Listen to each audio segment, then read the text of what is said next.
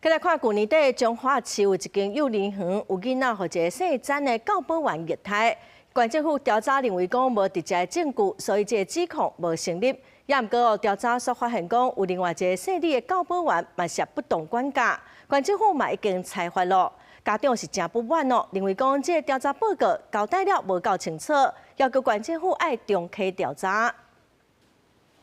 彰化市一间幼儿园爆出有不当管教行为，67位家长伫县议员的陪伴下出面指控，要求县府爱公开调查结果。彰化市一间幼儿园去年底传出囡仔人身躯私密的所在有受伤的情形，家长质疑是受到一位姓詹的助理老师虐待，县府启动调查，因为无直接的证据，指控无成立。但是调查过程却意外发现，这位姓李的教保员有不当管教行为。 我以前学校有坏老师他会打我，我一直哭，他还会戳我的屁股这是我第一次听到孩子这么说，因为这半年我们一直很避免跟孩子提到这个话题。不当管教这一项，也是别的家长告知我才知道，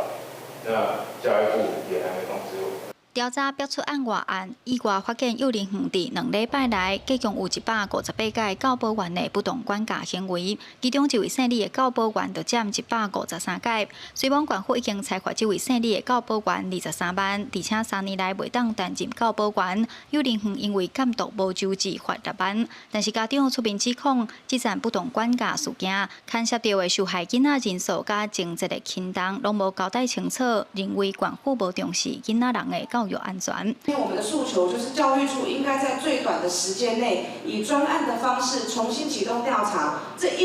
对这158次密集的不当管教行为，应该要由专业人士来进行判定。基于保障幼儿的立场，然后再兼顾幼儿的隐私，我们愿意再去通知之前未受访谈，可是报告中有受害的家长。 县府强调，调查报告一切符合定数，目前确定有6个囡仔受害，会搁确认不当管教受害囡仔有偌济人。家长若需要调监视器，会当依法向教育处提出申请。也若幼儿园是伫网络发声明表示，这件裁罚甲性侵害无关系，会搁加强园区教保管理机制甲相关人员的专业素养。记者杨淑静综合报道。